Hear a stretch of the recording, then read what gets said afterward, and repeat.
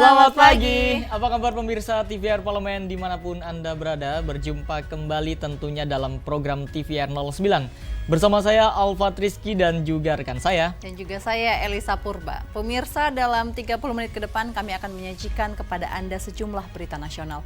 Khususnya dari sudut pandang referensi dari DPR RI untuk memahami Anda dinamika politik, hukum, ekonomi, sosial, dan budaya di Indonesia. Pemirsa TVR Parlemen, inilah TVR 09 selengkapnya.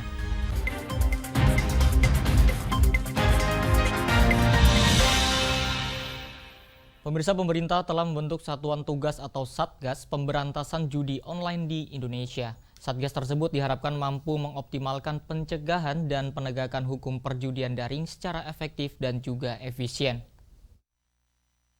Menanggapi pembentukan Satgas Pemberantasan Judi Online, anggota Komisi 3 DPR RI Nasir Jamil mengatakan ada ketidakberdayaan penegak hukum dalam hal pemberantasan judi online. Oleh karena itu, pemerintah membentuk Satgas Pemberantasan Judi Online yang terdiri dari lintas kementerian dan lembaga. Ia berharap Satgas Pemberantasan Judi Online mampu menyelesaikan permasalahan judi online hingga ke akar-akarnya. Kita harus ingatkan pemerintah, Satgas itu semangatnya menuntaskan.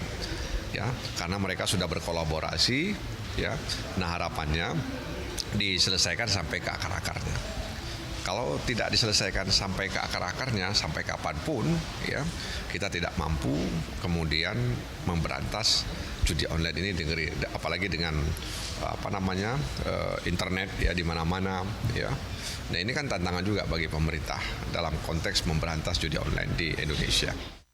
Sementara itu, anggota Komisi 3 DPR RI Santoso menegaskan, dibentuknya Satgas Judi Online di Indonesia untuk melakukan pemberantasan bukan hanya pencegahan tindakan judi online. Ia mendorong Satgas Pemberantasan Judi Online mampu memberantas kasus judi online secara maksimal, sehingga para pelaku judi online diberikan sanksi tindak pidana. Satgasnya kan jelas kan, pemberantasan Satgas ini. Satgas Pemberantasan Judi Online, jelas ini pemberantasan gitu. Dan untuk menghilangkan skeptis dari masyarakat bahwa ini hanya pencegahan, maka saya berharap juga Satgas ini bertindak secara maksimal, bukan hanya mencegah tapi melakukan pemberantasan. Bagaimana pemberantasan? Berarti Bondan Imana, TVR Parlemen, melaporkan. Pemirsa, perubahan nomenklatur menjadi masukan utama dari Bupati dan Wali Kota terkait 26 rancangan undang-undang tentang kabupaten atau kota. Wakil Ketua Komisi 2 DPR RI mengingatkan pentingnya putusan batas-batas wilayah yang tertera jelas dalam undang-undang untuk menghindari gejolak politik antar wilayah saat pemilu. Perubahan nomenklatur menjadi masukan utama dari Bupati dan Wali Kota terkait 26 rancangan undang-undang tentang kabupaten kota. Wakil Ketua Komisi 2 DPR RI Samsur Rijal mengingatkan pentingnya putusan batas-batas wilayah yang tertera jelas dalam undang-undang untuk menghindari gejolak politik antar wilayah saat pemilu. Pembahasan 26 RUU tentang kabupaten dan kota telah memasuki pembahasan tahap kedua dari total 254 jumlah kabupaten dan kota yang akan digodok pemerintah dan Komisi 2 DPR RI untuk menentukan perubahan dasar hukum setiap wilayah yang sebelumnya diatur dalam Undang-Undang Dasar Sementara tahun 1950. kemudian batas wilayah, kadang-kadang kita nggak tahu juga, seperti Jambi tadi mereka mengatakan ada persoalan internal yang selama ini dibahas tapi belum final. Nah, tentu oleh badan keahlian itu hal itu tidak sampai sejauh itu mereka dapat tangkap, ya. Nah, tadi solusi kita itu kita bawa pertemuan lengkap dengan Kementerian Dalam Negeri, dipanggil kabupaten yang berbatasan itu. Karena ini mesti kita dudukkan, karena akan menyangkut dengan suara pemilu. Ini larinya ke kabupaten mana, ya? Itu suara-suara pemilu. Jadi mesti klop dia, batas wilayah itu masuk kepada mana. Begitu juga dengan potensi pendapatan daerahnya. Lebih lanjut, Samsur Rijal menyampaikan 26 RUU tentang kabupaten dan kota akan kembali dibahas dalam panja DPR RI dan telah memasuki tahap akhir. Ia berharap 26 RUU kabupaten dan kota tersebut akan dapat diselesaikan sebelum akhir periode jabatan pemerintah dan anggota DPR RI pada tahun 2024 ini. Adila dan Aang, TVR Parlemen, melaporkan. Pemirsa, DPR RI mendesak adanya evaluasi dan perbaikan total terkait penggunaan aplikasi Sirekap oleh petugas KPPS. Dan informasi selengkapnya kami hadirkan usai jeda berikut ini. Tetaplah di TVR 09.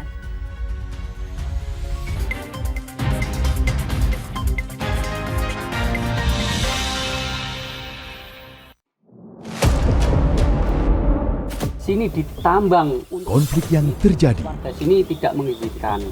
masalah yang tersisihkan menjadi kesenjangan sosial.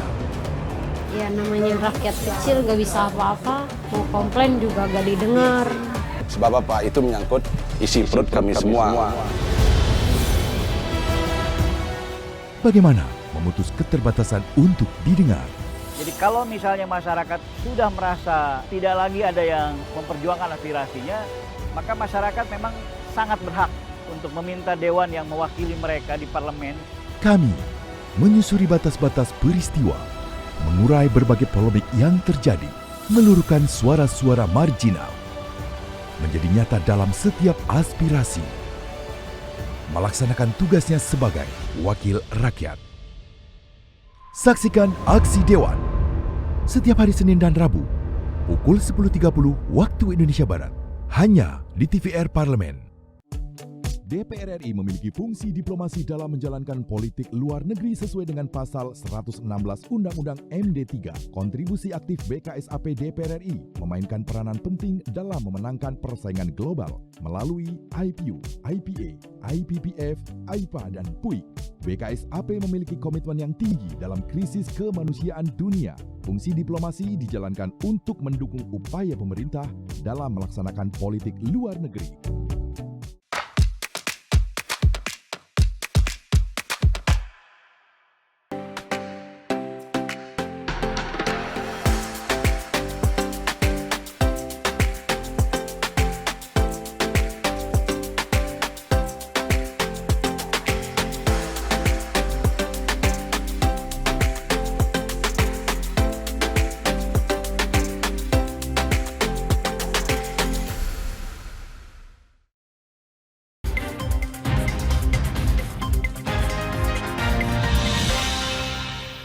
Anda kembali menyaksikan TVR 09. Pemirsa, jelang pemilihan kepala daerah serentak tahun 2024, Komisi 2 DPR RI mendesak KPU mengevaluasi aplikasi sistem rekapitulasi suara atau Sirekap, mengingat banyak ditemukannya persoalan saat pemilu 2024 lalu.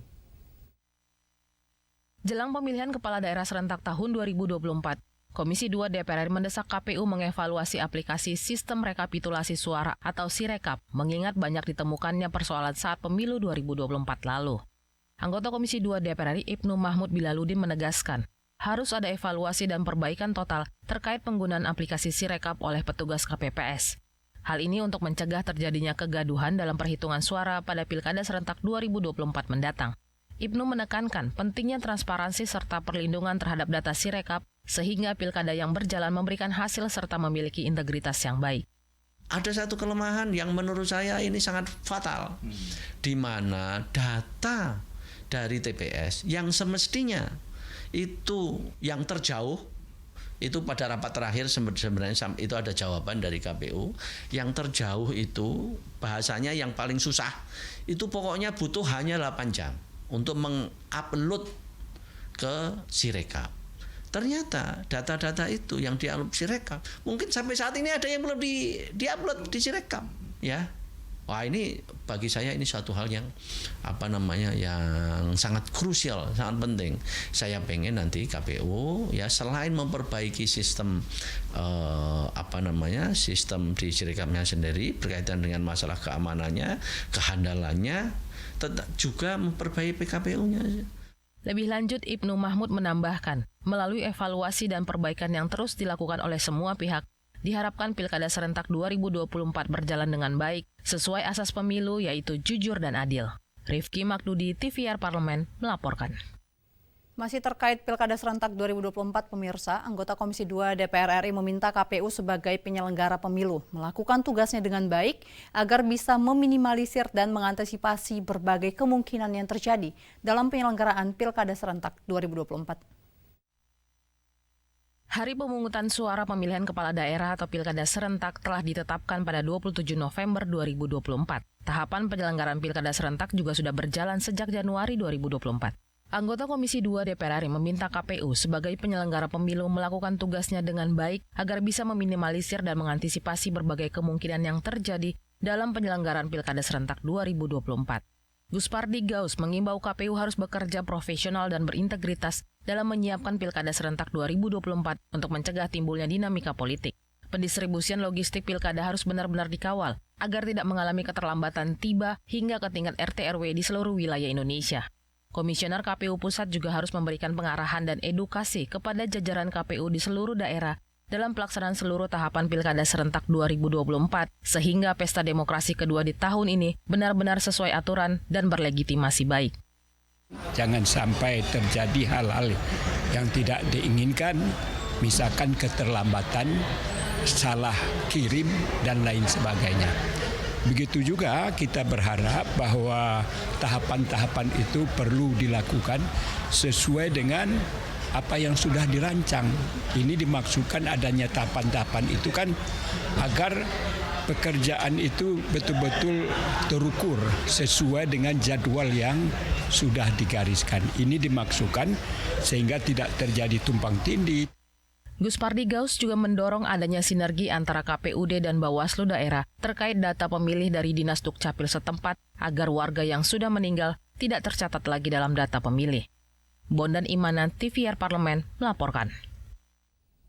Guna mempererat kerjasama Indonesia dengan negara-negara di benua Afrika, Badan Kerjasama Antar Parlemen DPR RI menginisiasi pembentukan Indonesia-Afrika Parliamentary Partnership. Forum ini menjadi jembatan untuk memperjuangkan kepentingan Indonesia ke negara-negara Afrika.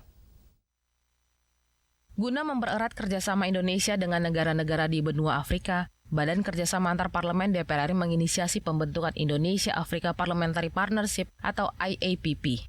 Forum ini menjadi jembatan untuk memperjuangkan kepentingan Indonesia ke negara-negara Afrika. Wakil Ketua BKSAP DPR RI Putu Supatma mengatakan, Indonesia harus bisa membaca peluang kerjasama dengan negara-negara di Afrika, mengingat benua Afrika memiliki wilayah yang luas dan banyak sumber daya alam yang bisa dimaksimalkan untuk berkolaborasi dengan Indonesia. Pembentukan IAPP ini juga sebagai komitmen DPR RI untuk memperkuat hubungan bilateral yang telah terjalin selama bertahun-tahun antara Indonesia dengan sejumlah negara di Afrika, khususnya melalui Konferensi Asia Afrika dan Gerakan Non-Blok. Di sana memang ada 54 negara Afrika. Tentunya kita ingin meng-engage lebih maksimal lagi antar parlemen, hubungan parlemen Indonesia dengan parlemen negara-negara Afrika. Karena kita ketahui potensi negara Afrika ini begitu besar. Dari mungkin mineral kekayaan alamnya. Yang kedua, potensi jumlah penduduknya. Yang ketiga, luas wilayahnya untuk kita bisa masuk secara investasi. Kita sudah menjadi negara G20, tentu melalui parlemen kita jembatani kepentingan Indonesia agar masuk ke negara-negara Afrika ini. Mungkin kita bisa berinvestasi dalam mengelola mineral mereka atau potensi oil dan gas yang mereka miliki. Yang kedua, kita bisa memasukkan produk-produk kita ke negara-negara Afrika karena mereka ketahanan pangannya kan terganggu karena banyak negara juga mengalami kekeringan. Melalui forum IAPP ini, BKSAP DPR RI berharap ada peningkatan hubungan Indonesia dengan negara-negara di Afrika, misalnya di sektor perekonomian dan saling mendukung dalam berbagai forum internasional. Hendra Sunandar, TVR Parlemen, melaporkan.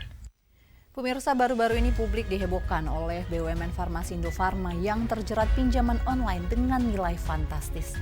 Indofarma melalui anak usahanya Indofarma Global Medica meminjam dana sebesar 1,26 miliar rupiah dari pinjol dengan mencatut nama karyawannya. Dan kami akan hadirkan informasi selengkapnya sesaat lagi, tetap di TVR 09.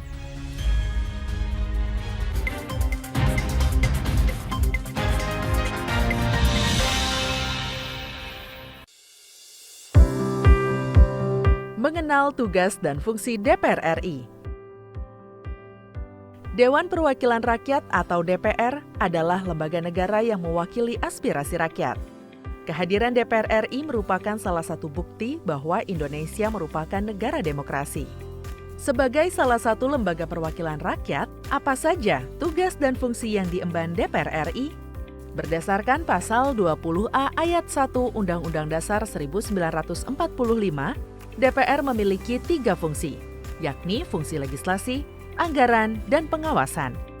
Tugas dan wewenang DPR berbeda untuk setiap fungsinya.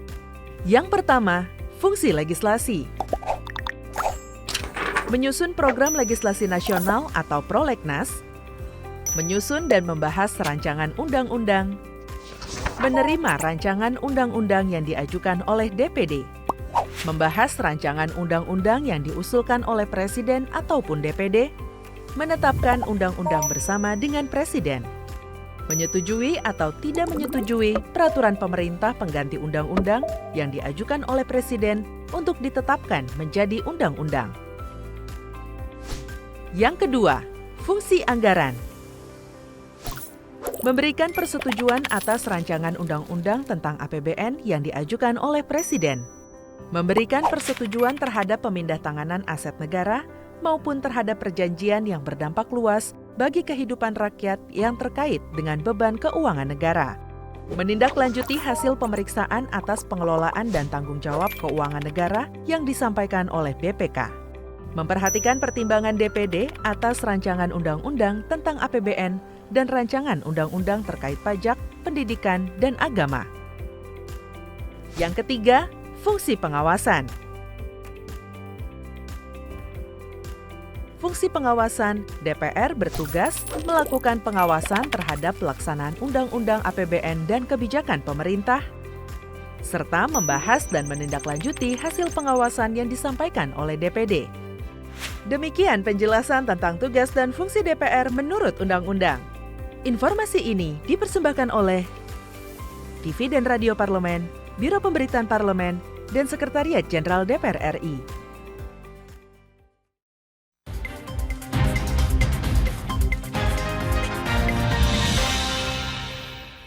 Kembali di TVR 09. Pemirsa, Badan Pemeriksa Keuangan atau BPK mengungkap 18 temuan yang menunjukkan bobroknya Indofarma.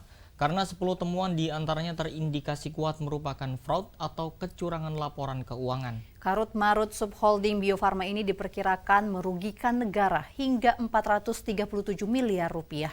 Dan pemirsa, saksikan informasi mendalam yang telah disajikan oleh tim redaksi TVR Parlemen dalam segmen Editorial Parlemen berikut ini.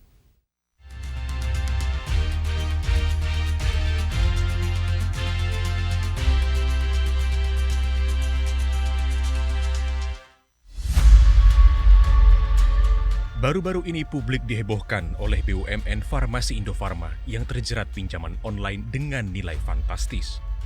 Indofarma melalui anak usahanya Indofarma Global Medica meminjam dana 1,26 miliar rupiah dari pinjol dengan mencatut nama karyawannya. Namun ini hanyalah puncak gunung es atau sebagian kecil dari rentetan fraud yang terjadi di perusahaan plat merah tersebut.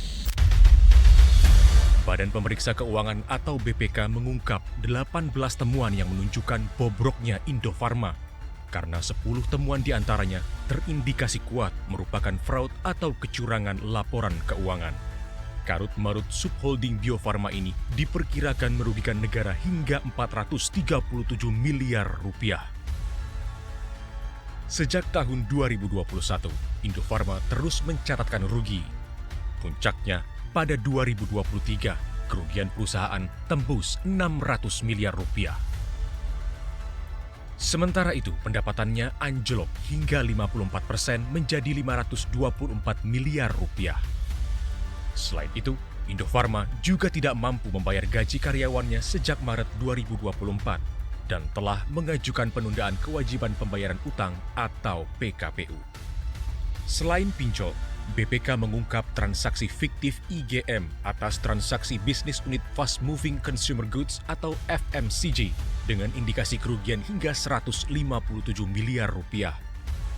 Anak usaha Indofarma ini juga menempatkan deposito atas nama pribadi pada Koperasi Simpan Pinjam Nusantara senilai 35 miliar rupiah.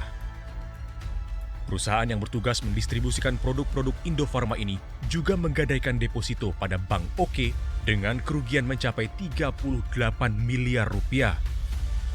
Selain itu, Indofarma juga disebut melakukan kerjasama pengadaan alat kesehatan tanpa studi kelayakan yang merugikan perusahaan hingga belasan miliar rupiah.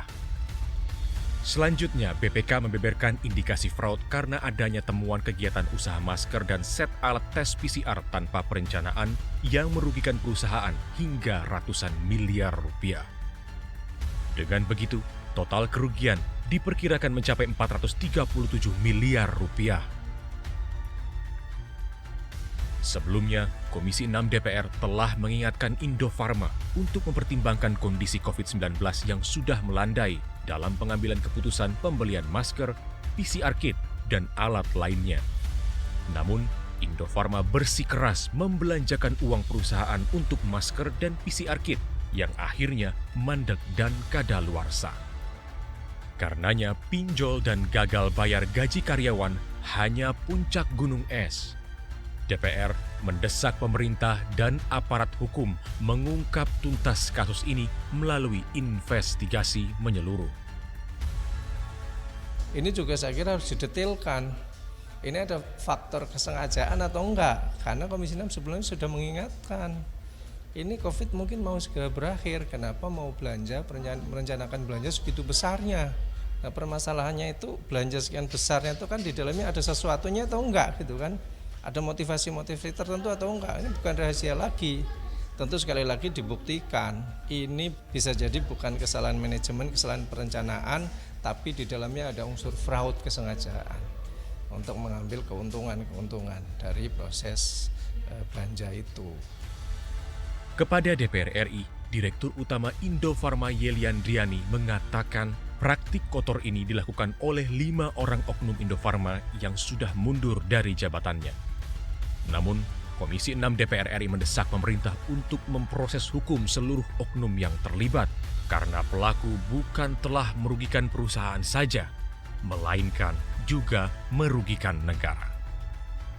Karena ini terindikasi kuat ya, bukan hanya terindikasi kuat, sudah temuan BPK dan sudah di dalam proses hukum.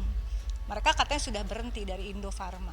Jangan cuman berhenti, dicekal, ditangkep, enak aja cuman mundur dari perusahaan begitu, perusahaan plat merah, dia pakai buat pinjol. Kalau menurut saya, nggak tahu penegak hukum dan publik mungkin punya perspektif lain, tetapi tidak bisa orang yang sudah melakukan kerugian ratusan miliar ya, ini yang ketahuan, belum yang nggak ketahuan, dan berdampak pada kemungkinan bisa jadi pilot, udah ada PKPU-nya, udah keluar surat PKPU-nya.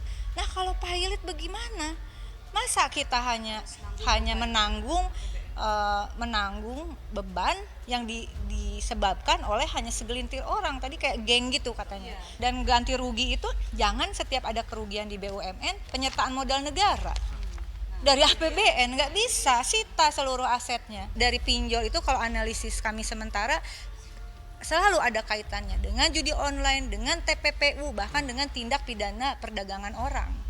Itu seperti lingkaran setan. Nah lingkaran setan ini kalau setannya nggak dipotongnya terus melingkar. Tim redaksi TVR Parlemen melaporkan.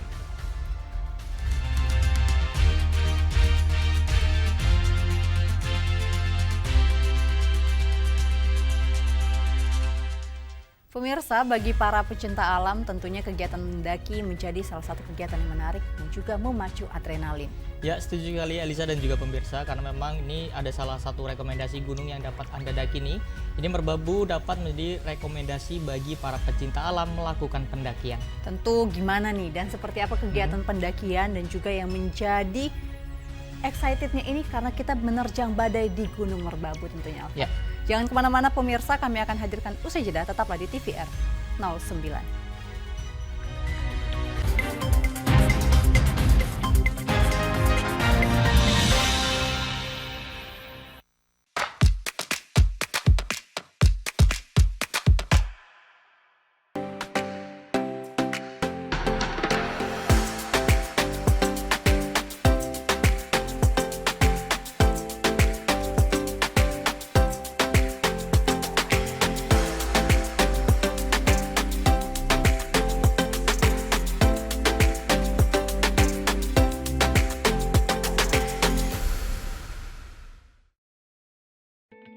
Selamat datang di Biro Pemberitaan Parlemen. Anda memasuki kawasan zona integritas menuju wilayah bebas dari korupsi atau WBK dan wilayah birokrasi bersih dan melayani atau WBBM.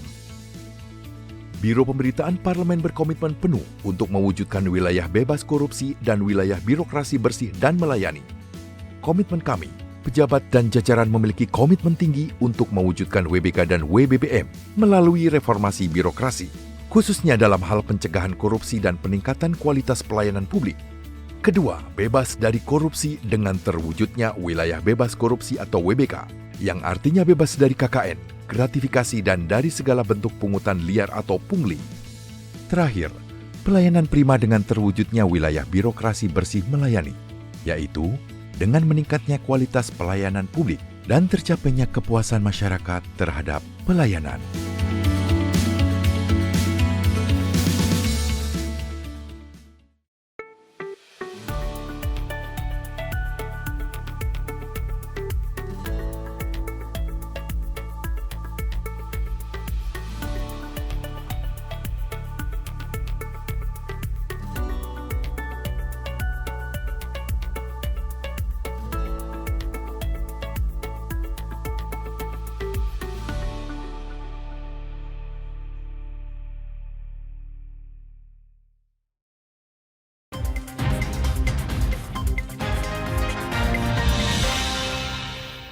Anda kembali bersama kami di TVR 09. Ya pemirsa dan juga Elisa, tadi kita sudah sedikit ya mengasih clue terkait dengan bagaimana ini Gunung Merbabu dijadikan rekomendasi untuk pendakian. Dan ini bukan hanya keelokan keindahan yang ditawarkan, namun juga sistem keamanan dan juga keselamatan yang memadai menjadi magnet banyak pendaki setiap tahunnya. Nah tentu memang menjadi poin utama ya kalau kita mendaki itu tentu keselamatannya.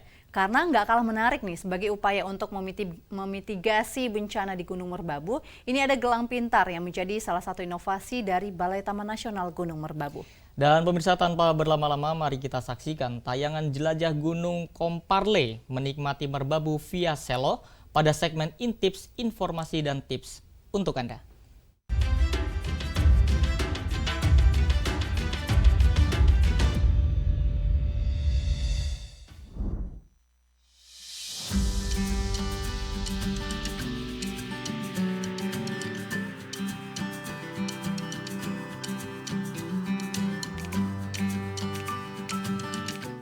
Pemirsa TVR Parlemen, kegiatan pecinta alam bukanlah kegiatan yang hanya jalan-jalan tanpa resiko. Kali ini kami akan mengajak pemirsa memacu adrenalin dengan pengalaman komunitas pencinta alam Parlemen atau Komparle yang menerjang badai di Gunung Merbabu. Badai memang salah satu faktor resiko yang paling sering ditemui oleh pendaki gunung manapun. Untuk itu, pemirsa TVR Parlemen, kegiatan mendaki gunung harus dipersiapkan dengan matang. Selain logistik yang cukup, kegiatan fisik dan mental pun harus dipersiapkan dengan penuh pertimbangan. Mendaki gunung bukan sarana adu keren atau kehebatan, karena bisa saja nyawa menjadi taruhannya. Dalam pendakian Gunung Merbabu kali ini, tim ekspedisi Gunung Merbabu Komparle terhadang badai di pos 4 jalur Selo atau yang dikenal dengan pos Sabana 1, di mana Komparle mendirikan tenda dan bermalam. Badai berupa angin kencang disertai kabut pekat ini membuat jarak pandang hanya beberapa meter saja. Akibatnya nih pemirsa, Komparle urung melanjutkan summit dini hari ke puncak Merbabu karena kencangnya angin serta kabut yang pekat yang bahkan menyelimuti lokasi Sabana 1 hingga puncak mulai dari sore hari. Keelokan alam Gunung Merbabu menjadi magnet ratusan ribu pendaki setiap tahunnya. Keamanan dan keselamatan mendaki menjadi prioritas Balai Taman Nasional Gunung Merbabu. Salah satu inovasi Balai Taman Nasional Gunung Merbabu adalah membuat gelang pintar. Gelang berbahan karet ini mengadopsi teknologi Radio Frequency Identification atau RFID. Chip yang tertanam di dalam gelang berfungsi memancarkan sinyal yang dapat ditangkap oleh menara pemancar di sejumlah titik pendakian, serta di titik patok MH di sekitar jalan pendakian. Tujuannya mempermudah monitoring para pendaki serta sebagai upaya mitigasi bencana di Gunung Merbabu. Jalur pendakian ke Gunung Merbabu melalui Selo merupakan satu-satunya jalur pendakian di Gunung Merbabu yang menggunakan teknologi baru ini demi mempertimbangkan keamanan para pendaki.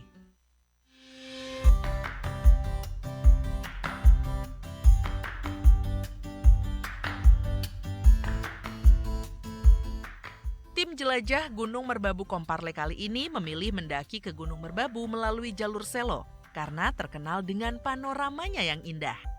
Selo merupakan salah satu kecamatan yang terletak di Boyolali, Jawa Tengah. Sama seperti di berbagai jalur lokasi pendakian ke Merbabu lainnya, masyarakat di Selo mayoritas menggantungkan hidupnya dari hasil bumi melalui kegiatan bertani.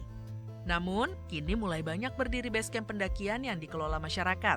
Sehingga di waktu-waktu musim ramai pendakian, banyak masyarakat yang ikut beralih profesi menjadi porter bagi para pendaki. Selama mendaki melalui jalur ini, pemirsa akan disuguhi aneka pemandangan yang menakjubkan. Kondisi jalur yang relatif mudah dilalui dan cenderung lebih aman dari beberapa jalur pendakian lain ke Gunung Merbabu. Namun sayangnya di jalur selo ini tidak terdapat sumber mata air ya pemirsa, sehingga pendaki harus membawa air minumnya dari bawah.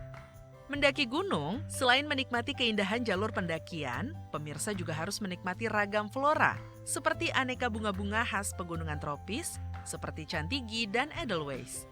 Bahkan pemirsa TVR Parlemen, kali ini tim ekspedisi Gunung Merbabu Komparle disambut burung kacer gunung yang riang menyambut tim ekspedisi Gunung Merbabu Komparle.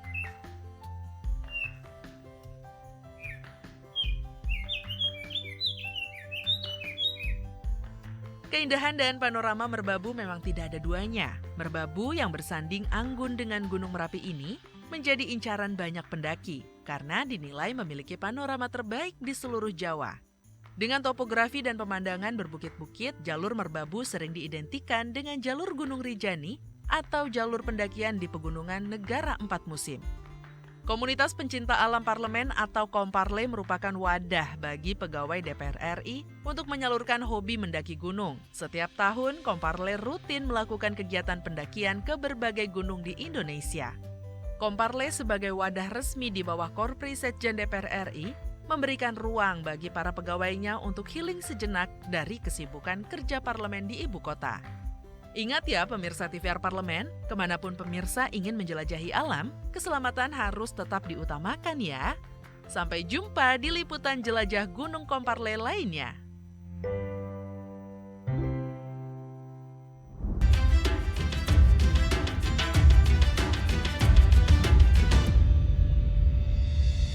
Dan pemirsa, di penghujung acara kami informasikan kepada Anda sejumlah agenda DPR RI pada hari ini Senin 1 Juli 2024. Pada pukul 10 waktu Indonesia Barat, ada Komisi 3 DPR RI menggelar rapat kerja dengan Ketua KPK yang membahas terkait dengan evaluasi kinerja KPK semester 1 tahun anggaran 2024, evaluasi tata kelola kelembagaan dan sumber daya manusia KPK.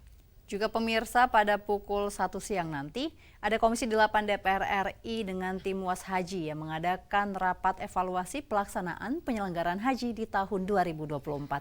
Dan tentunya sejumlah agenda serta program DPR RI lainnya dapat Anda saksikan secara langsung di TVR Parlemen. Anda dapat mengaksesnya di tvrparlemen.dpr.go.id. Dan pemirsa TVR Parlemen, demikianlah TVR 09 edisi pagi ini. Kami segenap kru TVR Parlemen yang bertugas tentunya mengucapkan terima kasih telah menyaksikan TVR 09 pagi ini. Ada saya Elisa Purba, juga rekan saya Syalfat Rizky. Pemirsa, sampai berjumpa kembali di TVR 09 selanjutnya. TVR Parlemen, referensi Indonesia.